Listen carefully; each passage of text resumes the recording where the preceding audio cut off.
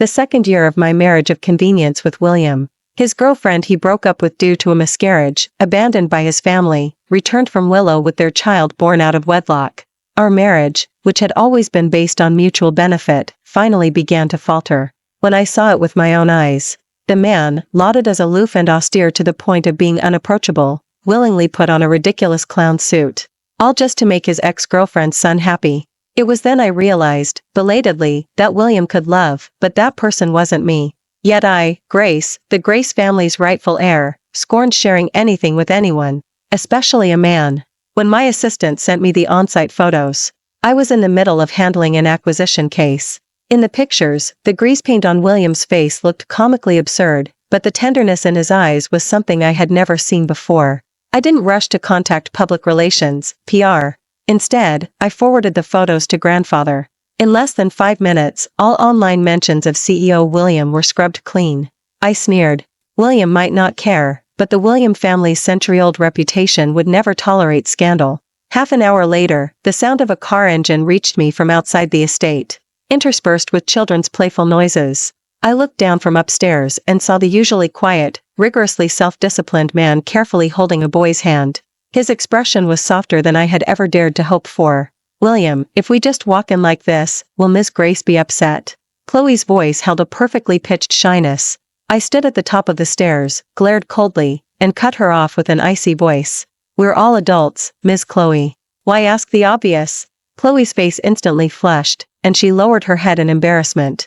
I'm sorry, it's Leo's birthday today, and William only brought him here. The little boy beside her suddenly broke free from William's hand, rushed over, and slammed the cake he was holding onto my expensive gown. You wicked woman. You stole my daddy. My brows furrowed as I stared at the stain on my skirt, a wave of annoyance almost overflowing. Leo, William's voice deepened, but without a trace of blame, no fooling around. Standing opposite this a family of 3, I felt nothing but utter sarcasm. William, our marriage represents the Grace family and the William family. You'd better think carefully about the consequences. I reined in my emotions, putting on a cold mask. Seeing this, Chloe immediately spoke up. Ms. Grace, we're just. When I'm speaking to William, do you have the right to interrupt? My gaze, sharp as a knife, pierced her. William sighed, pulling his startled son into his arms. Grace, it's just a birthday. I've already suppressed the public relations, PR, issue. There won't be any impact. His voice was cool, carrying a rare gentleness. My heart, however, sank sharply, finding it all ridiculous. No impact? So my feelings were the most inconsequential factor in his weighing the pros and cons. Chloe hid behind William, her eyes gleaming with unconcealed triumph. Grace, Leo will stay tonight. Prepare a guest room. And her? I stared at the woman beside him, asking coldly. William paused, his tone as flat as if discussing the weather. She's staying too. I nodded, my polite manners allowing me to maintain my last shred of composure in front of outsiders. Late into the night, faint laughter and joy drifted from the guest room downstairs. And I, Mrs. William, tossed and turned sleeplessly in the empty master bedroom. In the middle of the night, my stomach churning, I got up to go downstairs for water. Ms. Chloe, Chloe's voice came from behind me, laced with a hint of boastfulness. Leo is William's own flesh and blood. As long as he's here, William and I will always be tied. I slowly finished my water, walked over to her, and looked down at her condescendingly. And then? Chloe's face stiffened, and she took half a step back. So, please give him back to me. We only broke up because of trouble at my family home back then. We genuinely loved each other. I suddenly laughed. Love? I traced the emerald pendant on my chest. For people like us, love is the cheapest thing. The disdain in my words instantly made Chloe's face turn pale. With a light laugh, I turned to leave. Grace! Chloe seemed unwilling to let me go, calling out and whispering in my ear, even if William and I slept together, you wouldn't care? As she spoke, she deliberately pulled open the collar of her nightgown. Hickeys! My hand, hanging at my side, clenched abruptly. Yet my face remained calm and composed. Just a casual fling, is that something worth boasting about? Leaving the woman with a pale and green face, I turned and went upstairs alone. Back in my room, I caressed the warm emerald pendant, my eyes clouded with sadness. Facing a man like William, 2 years of sharing a bed, to say I hadn't felt any affection would be a lie. But affection builds up, and so does disillusionment. 3 strikes and you're out. William, you'd better not disappoint me. The next day, the master bedroom door was pushed open. William had faint dark circles under his eyes. Clearly, he had stayed up late for that mother and son, breaking his routine. A suffocating heaviness settled in my chest. He was a man obsessively disciplined. In these past 2 years, even at his most passionate in bed, he had never lost control. Afterward, he never once allowed it to disrupt his schedule for the next day. "Do you like children very much?" I expertly stepped forward to tie his tie. William looked down at me, pausing for a moment. "It's all right. Then let's have one." William looked at me, his gaze inquisitive, but ultimately nodded. "Okay." I knew he couldn't refuse, because it was the best leverage to solidify the alliance between the two families. Downstairs in the dining room, Chloe was holding Leo.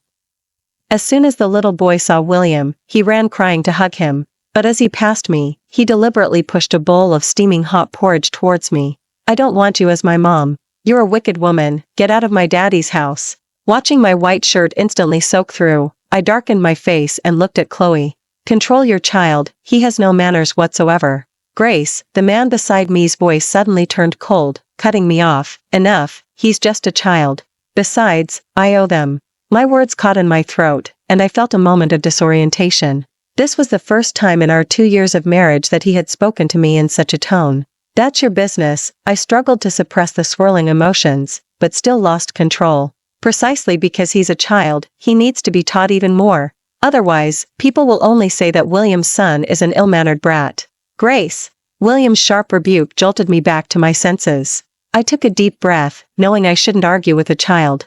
At this moment, William's eyes held a fury and coldness I had never seen. When was born, Chloe was also the woman I intended to marry. "Watch your words." With that, he picked up Leo and turned to leave. Chloe smirked, quickly followed, and naturally linked arms with him, and he tacitly allowed it. As she stepped out the front door, Chloe looked back. She mouthed silently to me, "I told you, he loves me." A deathly silence fell over the house. The butler immediately had someone clear out and throw away everything in the guest room, his gaze sighing when he looked at me. I sat on the sofa, trembling with rage. "William, this is the second time. 2 years ago, the William family faced a capital chain collapse and was on the verge of bankruptcy. The family offered assistance in exchange for a marital alliance. Before the wedding, he confessed that he had a girlfriend he broke up with due to a miscarriage. I didn't care at the time because I didn't love him either. After the marriage, William gave me all the dignity and respect befitting a Mrs. William. "Grace, you are my wife, always." His words still echoed in my ears. But now, it seemed that in this loveless marriage, the one who lost her heart was only me. The next day was the William family's charity gala. As William, I had to attend. William personally drove to pick me up. Inside the car, the atmosphere was so suffocating it was hard to breathe. "Grace," he spoke first, "you don't need to overthink it. I married you, and the position of Mrs. William will always be yours." I gazed out at the rapidly receding night scenery, saying nothing, but my silence was soon broken by a figure at the banquet. Mr. William, Chloe, in a white gown that perfectly revealed her delicate collarbones, looked innocent and pure. After nodded, she acted as if she had just noticed me, speaking timidly, "Ms. Grace." I took a deep breath, looking at William, whose expression remained unchanged. "Why is she here?" "Chloe just returned. I arranged a position for her at the William Family Foundation," William said, calm and composed. My hands, hanging at my sides, trembled slightly as I looked at him in disbelief and demanded, "You put your ex-girlfriend by your side? Do you take me for a fool?" William froze, seemingly just realizing it was inappropriate. But I never considered William a fool ignorant of social graces. The only possibility was that he was condoning, even encouraging it. I didn't have a habit of losing composure at such events. After a glass of champagne, I suppressed my anger. Linking arms with William, I put on an impeccable business smile and navigated skillfully among the guests. Midway, feeling a little dizzy, I went to the back garden to get some fresh air. Sitting on a bench, the coolness of the night wind made me shiver. Out here alone in the cold wind, where's William? A jacket with a cool cedar scent was draped over my shoulders. I looked back. It was Marcus, the powerful all head of the Blackwood family, a rising figure in the city's elite circles, and William's long-standing arch-rival. "Thanks." I pulled the jacket tighter, a strange warmth making me feel a little distracted. He sat down directly beside me. "William's ex-girlfriend is back. How long are you going to tolerate this?" He looked at me, his gaze intense and serious. "If you want her gone, I can help you anytime." Marcus discussed someone's life and death as casually as talking about the weather. I silently averted my gaze, shaking my head. No need. Don't get your hands dirty. Marcus suddenly leaned closer, his hot breath practically fanning my face. Dump him and come with me? You know, for you, I've been living like a monk these past few years. Marcus's aggressive aura instantly threw me off balance. Marcus, it's not yet time, I said, and in his disappointed eyes, I turned and went back to the car. Shortly after the gala ended, William stared at me as soon as he got into the car. Are you very close with Marcus? I froze, knowing he had seen us. It's all right. Before I could finish, William, usually a restrained and proper man, suddenly unbuckled his seatbelt.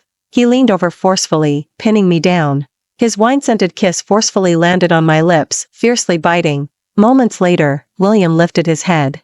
In his usually placid eyes, there was now a panic I couldn't understand. Grace, you are mine. William's sudden possessiveness struck me as absurd and infuriating. He could be endlessly entangled with Chloe, yet I was expected to remain chaste for him? Let me go. My voice was as cold as ice. William didn't leave. Instead, he pressed even closer, a hint of a smile on his lips. What's wrong? Why are you upset? I turned my head away, with an almost unreasonable stubbornness. Get her out of the foundation. The smile on William's lips faded.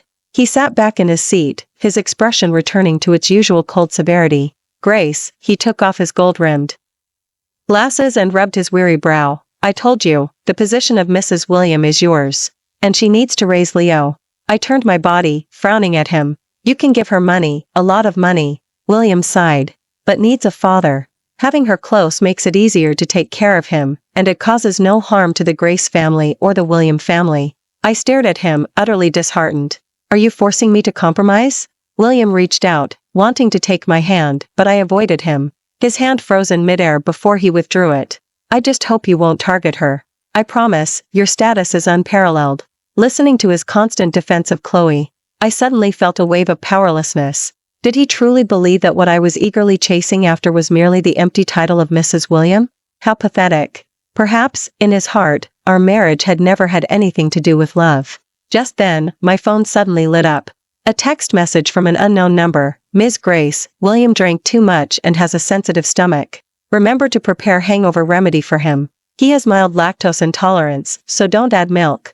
Attached was a photo of William leaning on a cushion in the corner of the banquet hall, his tie loose, brow slightly furrowed. I laughed, infuriated, and threw my phone directly to William. My voice was icy. What is this? A challenge? William paused, looked down at the text message, his brows tightly furrowed, but still offered an explanation. She's my assistant now. Reminding me of these things is her job. I could no longer control my anger. My husband's habits need to be reminded by an outsider? Who does she think she is? Grace. William rolled down the car window, lit a cigarette, his brows furrowed with impatience. You're losing control. Chloe is, after all, Leo's mother. You should show her at least a modicum of respect. I thought I misheard and let out a sarcastic cold laugh. Respect? She's not even deserving. This time, the Coltons. In William's eyes sent chills down my spine. Grace, watch your words. The cold wind poured in through the car window, stinging my face like a knife. The wind was fierce, instantly blowing away all my pride and composure. I turned to him, my voice trembling in a way I hadn't noticed. William, I am your wife. Why do you break your rules again and again for Chloe? William frowned, his eyes full of confusion. The first year of our marriage, I had acute gastroenteritis and was too sick to get out of bed. You said you had an important international meeting the next day and couldn't be distracted, so you only sent your assistant to take me to the hospital. But why could you spend an entire day with that mother and son at the amusement park? You knew Chloe's presence would embarrass me, yet you brazenly kept her by your side. Couldn't you just give her money? And what exactly did you two do last night? Did those marks on her neck appear out of thin air? Those accumulated grievances felt like sand grinding in my heart. I didn't notice them on a daily basis, but once they piled up, they became so heavy it was suffocating. The wind outside the window made my eyes sting. There was so much I wanted to say, yet I felt anything I said would be superfluous. William froze, his fingers gripped the steering wheel so hard they turned white, his eyes full of helplessness. He tried to explain, but found himself speechless. The car soon arrived home. After it stopped, neither of us moved. Leaving you alone at the hospital was my oversight, but I had my assistant with you the whole time. William's voice held a trace of panic. I just wanted to make up for Chloe's hardship of raising Leo alone all these years. And nothing really happened between Chloe and me, William said, then leaned over, trying to embrace me. I'm sorry, Before he could finish, playful noises came from outside the car window. Daddy, hurry down and play building blocks with Leo, I instantly sobered up, pushing away his outstretched hand. Getting out of the car, Chloe walked over with Leo, her face full of apology. I'm sorry, Ms. Grace, Leo insisted on finding his daddy, and I couldn't stop him, so I had to bring him over. William glanced at my cold expression. After taking Leo into the estate and handing him over to the butler, he sat on the sofa, glaring coldly at Chloe. Explain. He slammed his phone on the coffee table with a loud thud, startling Chloe. Perhaps his expression was too somber at that moment, leaving Chloe momentarily at a loss. What exactly did you intend by sending those things to Grace? Chloe's tears came instantly, her eyes instantly reddened. I'm sorry, I didn't mean to, I was just worried about your health, and subconsciously, I just sent the message. She then turned to me, on the verge of tears. I'm sorry, Ms. Grace, I overstepped my bounds. I stood up, walked over to her, used a finger to lift her chin, my eyes filled with contempt. What authority do you have to worry about him? My gaze, like an ice pick, fiercely pierced her, then I abruptly pushed her face away. Put an end to your underhanded schemes. Over the years, countless women have tried to climb to the status as Mrs. William. You really don't want to know their consequence. Chloe's face was pale, trembling with rage from my extremely humiliating gesture. William, who had listened to her explanation, his tightly furrowed brows relaxed. That's enough. Take back. From now on, you're not allowed here without my permission. He quietly stood up, placing himself between Chloe and me, ending our confrontation. Chloe's tears flowed even more heavily, filled with grievance and reluctance, as she led Leo away. But I didn't expect that the next evening, William suddenly called me to the hospital. Seeing lying in the intensive unit, ICU, covered in tubes, I froze. Grace! Chloe rushed over like a madwoman, pushing me hard. I'd already left with Leo, why are you still trying to ruthlessly persecute us? Why did you hire someone to run him over? He's only 5 years old. I stumbled, regained my footing, my eyes icy. Are you crazy? Even when you smear my name, you need to provide evidence. William, his face somber, stepped forward and handed me an interrogation video. It was Grace. She gave me $1 million to run over and kill the child. She said she'd give me another $1 million after it was done. In the video, a burly man with a full face of flesh spoke with certainty. I watched the video, my heart squeezed by an invisible hand. He's falsely accusing me. You think I did it too? I looked at William, my eyes filled with bone-deep disappointment. He painfully closed his eyes. I didn't want to believe it either, but this person is your family's driver's cousin. Tell me, is this also a coincidence? Listening to his accusation laced with suppressed anger, I suddenly felt relieved. Some people, some things, weren't worth wasting any more energy on. William, this is the 3rd time. I finished, then looked at him again, his eyes filled with confusion. All emotion in my eyes was wiped clean, leaving only cold indifference. Think what you want. But I, Grace, would not stoop to such despicable tactics. Then, I looked at Chloe, who was still wiping away tears. What a manipulative scheme. To bring me down, you could harm your own son. You're truly ruthless.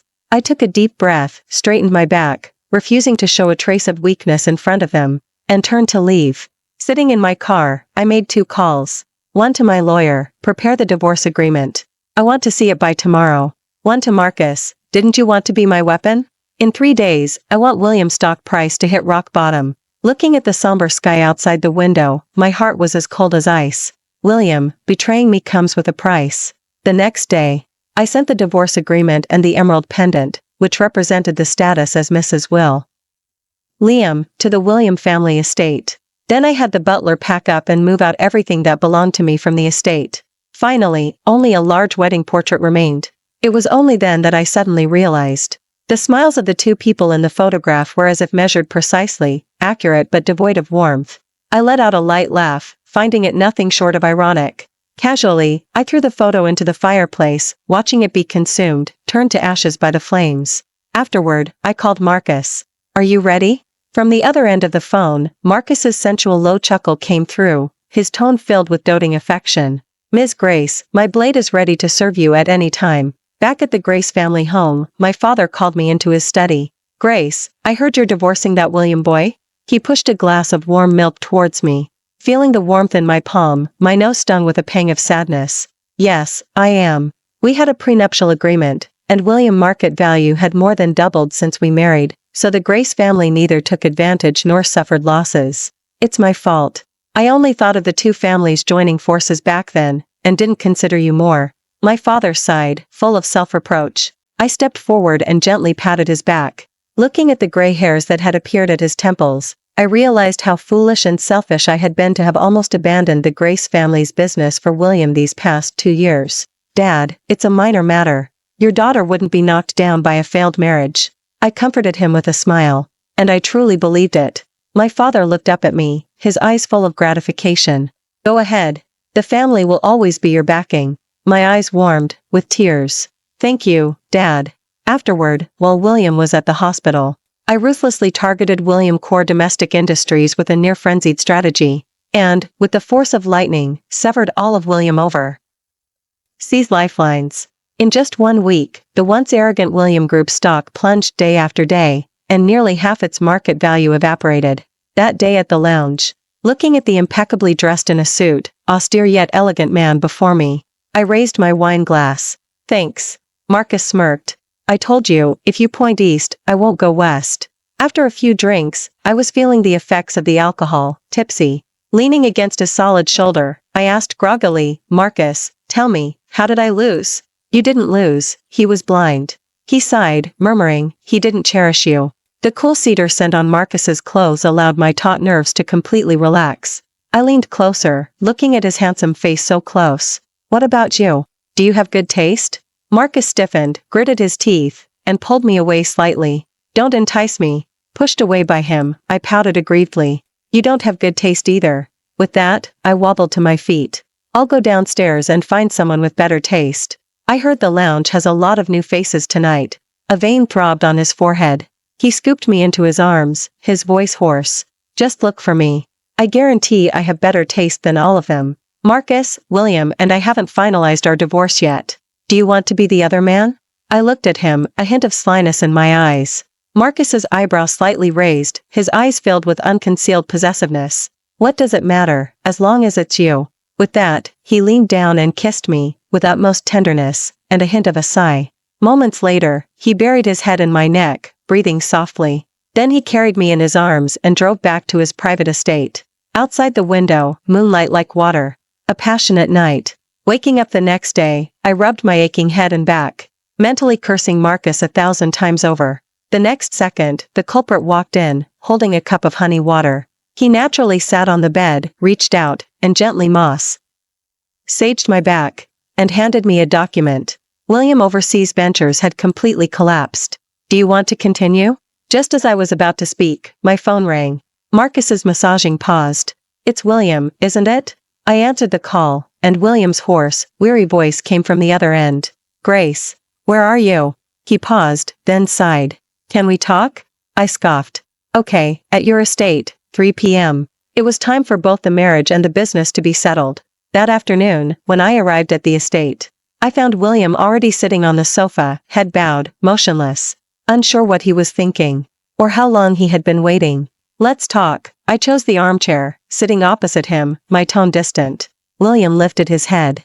It was then I saw that the usually composed and distinguished William's eyes were bloodshot, and stubble had appeared on his chin. Why did you return the pendant? He opened his palm, the emerald pendant resting quietly within. I disliked his asking the obvious attitude. Divorce. Isn't that obvious? A hint of impatience entered my voice. Our assets are separate, there's nothing to divide. You just signed the papers. Thinking of something, I gave a sarcastic laugh. If you're worried I'll play any tricks, you can call your lawyer. Grace, William interrupted me, his voice filled with remorse. I'm sorry. That day I was blinded by anger. I shouldn't have doubted you. I paused. Found out the truth? Then, I felt no surprise. Was it Chloe? He nodded painfully. I sneered inwardly. You should say that apology. But I don't accept it. I just want you to know that I, Grace, would not stoop to such tactics. Seeing that he still hadn't brought up the company's affairs, I grew a little curious.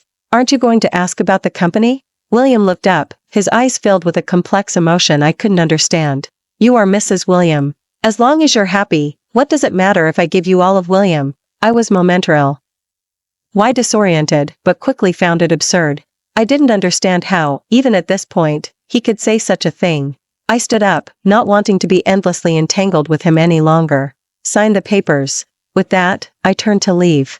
Grace! From behind me came William's choked, imploring voice. Can we not get a divorce? I suddenly found it utterly absurd. What do you take marriage for? A game? You think you can start it when you want and end it when you want? I'm telling you, William, no. At my words, the light in William's eyes instantly extinguished, leaving only panic and helplessness. I promise, I'll send that mother and son abroad immediately. They'll never appear before you again, okay? William, I gave you a chance, but you didn't cherish it. You still don't understand me. I looked at him earnestly. Anything I, Grace, want, others always bring to me. I never fight with anyone for anything. Let alone fighting with another woman for a man. That's just too demeaning. William's breath hitched, and a sharp pain shot through his chest. Leaving the man with his injured expression instantly froze, I walked out of the prison I had lived in for 2 years, without looking back. Promises, they're just words to hear. They can enter your ears, but they shouldn't enter your heart. I drove, the wind whistling in my ears, a relieved smile on my face. Once I understood, I realized. What I had once been so desperate to obtain was, after all, nothing special.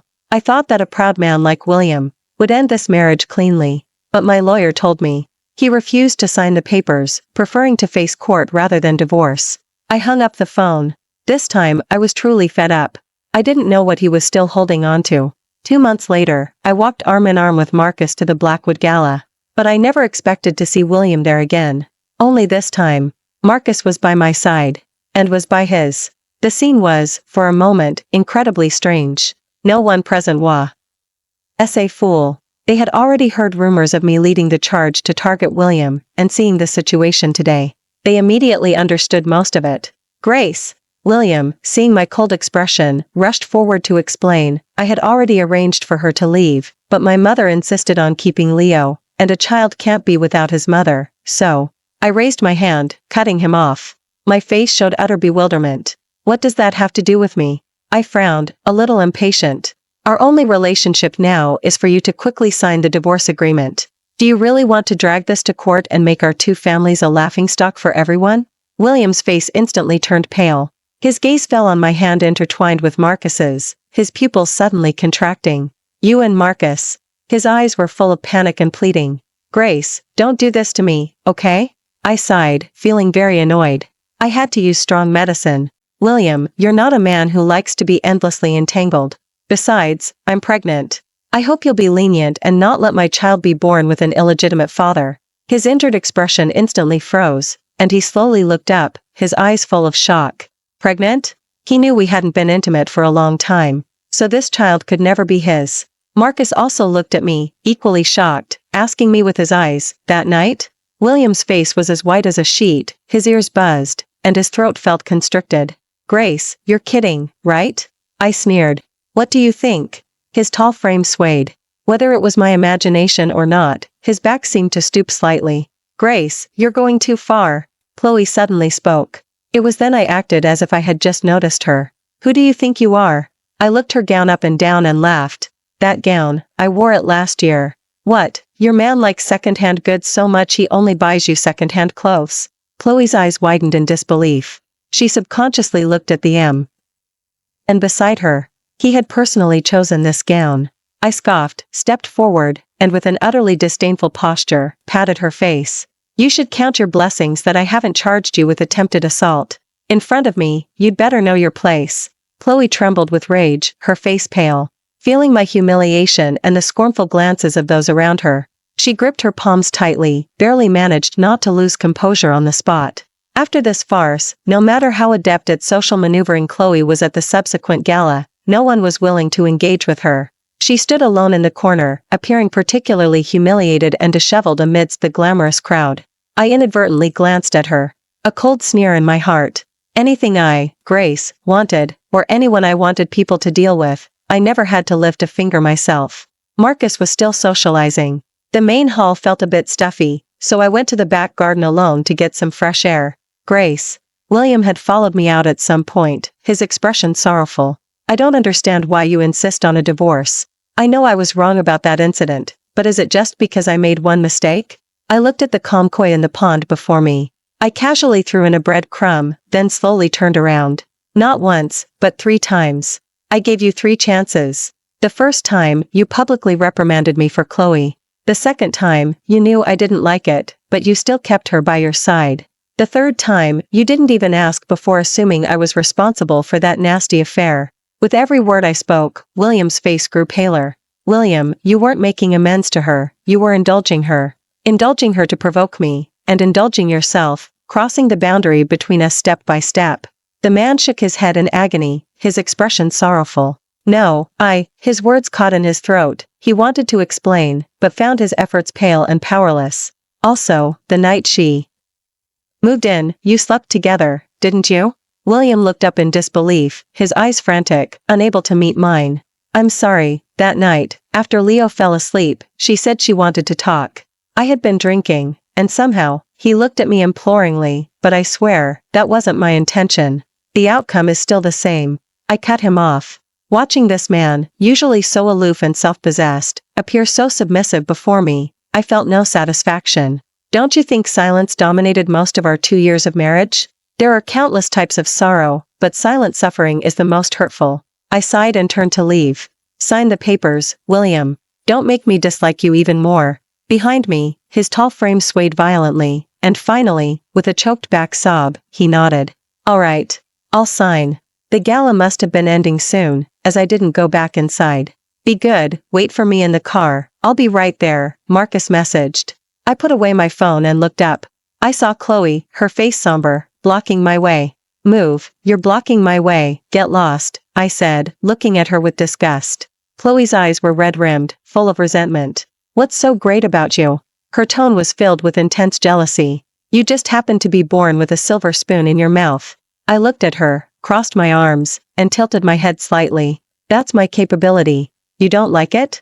If you're so unhappy about it, there's the door. Maybe next time you'll be born into a better family. After speaking, I paused, then added, but you'd better keep your eyes open, and make sure you're not reborn as an animal. Chloe's chest heaved with rage. Who are you calling an animal? I dropped my smile, my gaze turning cold. Someone who uses her own son as a pawn like that, what else would you call it? Upon hearing this, Chloe's face drained of color, and she swayed precariously. When I got home that evening, the private doctor was already waiting in the living room. Marcus looked on high alert, restless and agitated. Don't worry, Mr. Marcus, Ms. Grace is almost 9 weeks pregnant, and the baby is healthy, the doctor said, smiling as he looked at the report. Hearing this, Marcus finally let out a long breath, and his tightly furrowed brows relaxed. After the doctor left, Marcus sat beside me. He habitually reached for a cigarette, but then remembered something and immediately threw the cigarette pack far away. I sat opposite him and deliberately teased him, if you don't want this child, I won't force you to take responsibility. As I spoke, I even let out a theatrical sigh. Marcus, seeing this, was both anxious and helpless. He immediately stood up and scooped me onto his lap. He carefully placed a soft cushion beneath me. Little rascal, the man said, dotingly holding me close. When did you find out? Why didn't you tell me? I pouted, with a hint of being pampered and a little spoiled. I just didn't want to tell you. Marcus cupped my face in his hands, his deep eyes filled with sincerity and love. Grace, thank you for being willing to come to me. The next day, the lawyer called. William had signed the papers. He had also redrafted an agreement. He unconditionally transferred 30% of William's shares to me. He also asked the lawyer to convey a message for him, I'm sorry. Looking at the divorce agreement, I felt an indescribable sense of loss. Perhaps it was finally being relieved. I calmly accepted his compensation. After all, to bring down William, the Grace family and Marcus had genuinely invested a lot of money. The day after finalizing the divorce with William, I was still asleep when Marcus scooped me out of bed and took me directly to the marriage license office. When I held the brand new marriage certificate in my hand, I still had a surreal feeling. Before I could examine it closely, a large hand reached over and took both certificates. What are you doing? Let me see. I reached out to snatch them. Marcus was so startled. Letty grabbed me and broke into a sweat.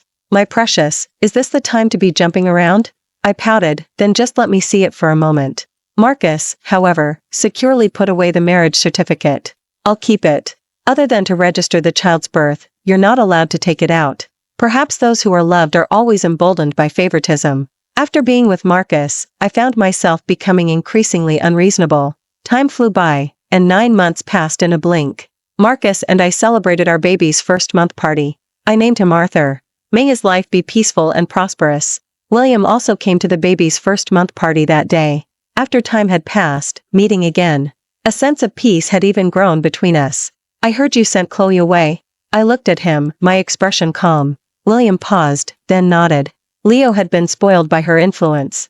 If I didn't send her away, that child would truly be ruined.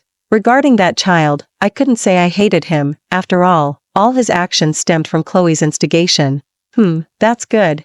He's still young. With proper guidance, there's still time. The atmosphere grew quiet for a moment. I was about to leave when he called out to me. He took a small hand-carved protective jade charm from his pocket. It's carved from a healing stone, believed to bring good health. I smiled and took it. Thank you on Arthur's behalf. Watching my departing back, the ruins in William's heart finally became utterly desolate. He lowered his head, clutching his aching chest, and murmured to himself. It's for you. May you, Grace, have a lifetime of peace. On the way back, the wind picked up in the back garden.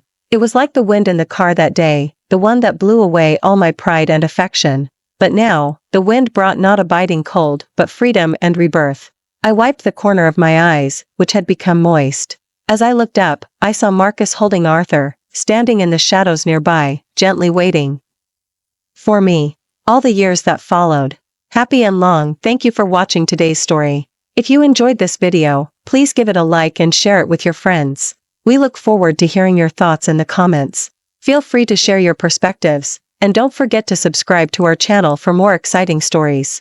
See you next time.